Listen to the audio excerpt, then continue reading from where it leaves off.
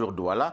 Bienvenue donc dans la cité capitale Yaoundé où je vous accueille le cœur enflammé de joie, vous comme nos millions de téléspectateurs, ceux du Cameroun et du monde entier qui sont tous chargés faute d'informations. Bienvenue donc à cet exercice, premier rendez-vous de la revue de presse Made in Yaoundé à la une de Cameroun Tribune, édition de ce lundi. Il y a cette belle nouvelle en provenance de l'ONU, l'Organisation des Nations Unies, avec l'entrée du Cameroun au cercle très restreint du Conseil des droits de l'homme de l'ONU. C'était vendredi dernier.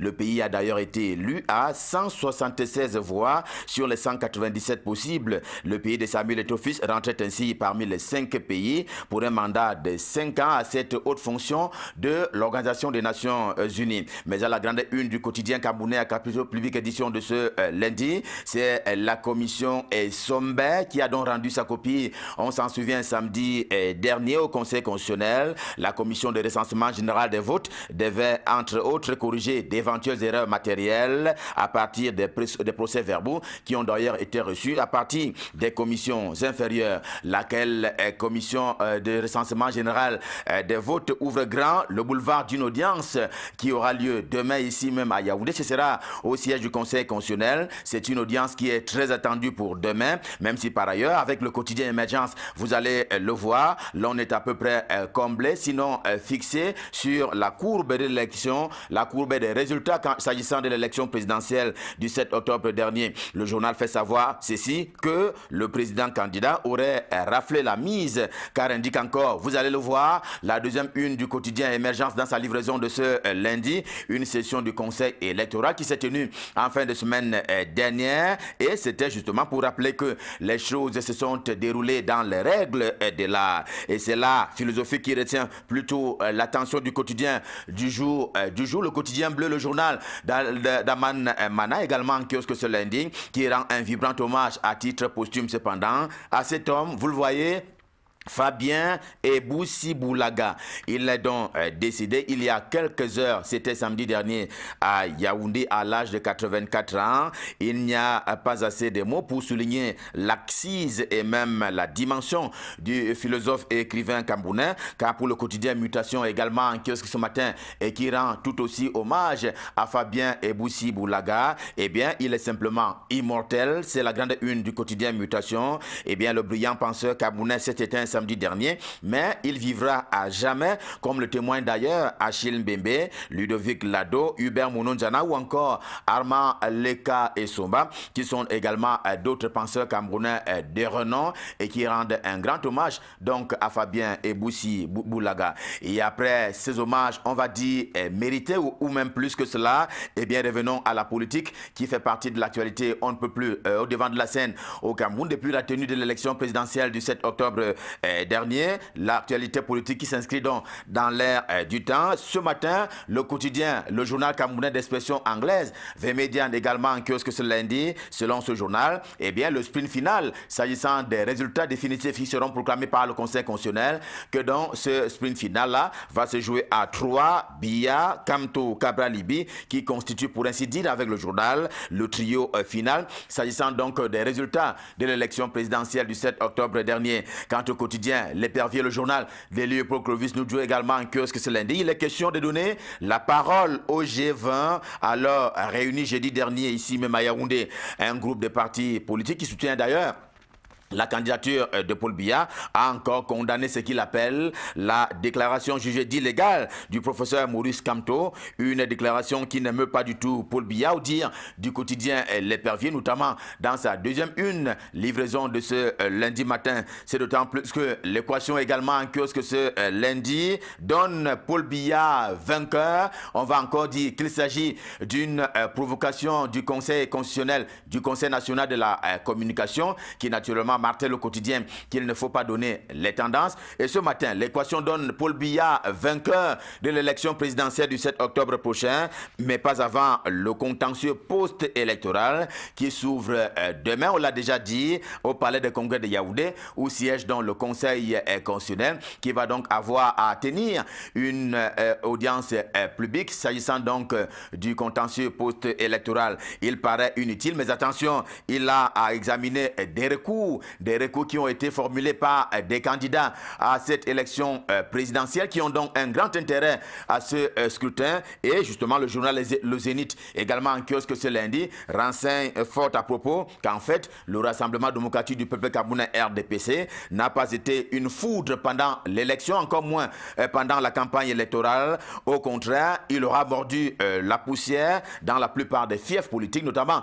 de certains cadres du RDPC, ce qui aurait donc ouvert de la voix aux candidats, notamment dits de l'opposition, que donc ces candidats-là auraient fait de bons scores, y compris dans les fiefs de certains cadres du RDPC. Le journal Le Zénith semble dire que le peuple profond s'est fait entendre à l'occasion de cette élection présidentielle. Il ne sera pas saugrenu de rappeler que le résultat est certes attendu, mais il y a comme un discours qu'a tenu le peuple profond. Pour ce faire, il a fallu un grand encadrement, un encadrement sécuritaire qui a été mené de main de maître par le ministre Paul Tangandji de l'administration territoriale, par Joseph Bettia Somon, le ministre camerounais en charge de la défense, tout comme Martin Bargangele, le délégué général à la sûreté nationale. Et ce matin, le journal Essingan leur rend simplement un hommage à titre vivant. Ce sont donc ces personnalités de la République qui ont naturellement veillé à ce que la sécurité soit de mise avant,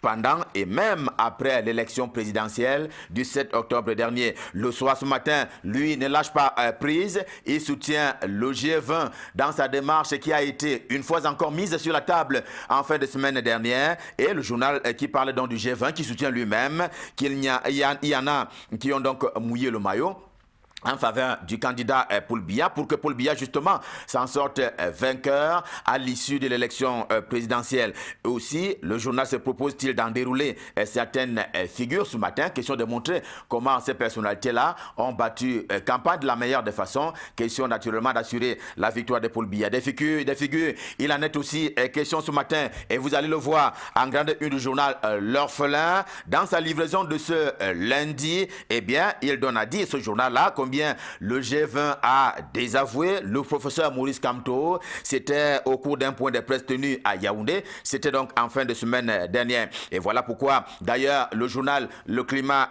Social, également en kiosque ce matin, il anticipe un peu sur tout et pour tous, en invitant toutes les parties à accepter le verdict des urnes, à accepter donc les résultats qui seront proclamés par le Conseil constitutionnel le moment venu. Le journal qui appelle donc au calme et à la retenue des candidats dans l'un comme dans l'autre camp. Le faire avant est un casus belli qui convoquerait alors du discrédit contre la République, contre la nation, contre le Cameroun tout entier. Ce comportement n'est pas légal, c'est lui affiché par un candidat, car selon Sans Détour également en kiosque ce lundi, eh bien, il y a lieu de fustiger les candidats qui s'autoproclament vainqueurs de l'élection avant les dires du Conseil constitutionnel. Et cela est un comportement qui a été fustigé par les figures que vous voyez en une du journal. Robert Bapolipo, le secrétaire général de l'UPC, Bandankani, Fritz Ngono, Maître Momo et les autres qui étaient d'ailleurs réunis autour du G20 à Yaoundé. Génération libre de François Fotso est également en kiosque et dit à ce sujet que le professeur Maurice Kamto est seul contre tous, dans le sens de son récent discours qui semblait faire savoir que le président élu, s'agissant de l'élection présidentielle, c'est bien lui-même. Regard croisé est également en kiosque ce lundi. Il martèle, s'il en était encore besoin, ce matin que le dernier mot revient à Clément Atangana. C'est le président du Conseil constitutionnel qui préside donc aux destinées de cette nouvelle institution à la fois juridictionnelle et politique du Cameroun. Le destin de l'élection présidentielle et partant celui du Cameroun est donc entre les mains de Clément Atangana, le président du Conseil constitutionnel. Aussi, le printemps hebdo également en kiosque ce lundi présente-t-il le candidat du MRC comme étant le mouton noir de la République. Certains le détestent parce que lui, il est campé sur ses positions, mais seule l'histoire lui donnera ou ne lui donnera pas raison. Martel printemps édition de ce jour qui prévient donc du reste que la posture de Maurice Kamto peut être analysée sous un double prisme, à la fois légal mais également politique. Le journal La Veuve également en kiosque ce lundi ne parle pas d'autre chose en dehors de ce qu'il appelle lui-même Dérapage d'un candidat si l'on s'en tient au G20 qui le met en garde, cela en comptant sur la maturité politique des Camerounais qui ne sont pas du tout prêts à redescendre dans la rue pour une manifestation ou une autre. Ils attendent sereinement, dit le journal, les résultats qui seront proclamés par le Conseil constitutionnel. Le journal Le Polican est également en kiosque ce jour. Il a son mot à dire dans ces débats d'avant-proclamation des résultats et il convoque ce matin ce qu'il appelle lui-même les manœuvres de déstabilisation. Et c'est le menu, le même journal qui fait dire que le problème, c'est qu'il y a simplement un problème et on ne peut pas jeter l'enfant avec l'eau du bain. La revue du Patriote est également en kiosque ce lundi. Il dit que le Cameroun se refuse donc une recolonisation. L'expression est du journal ce matin, comme pour parler des pressions qui viendraient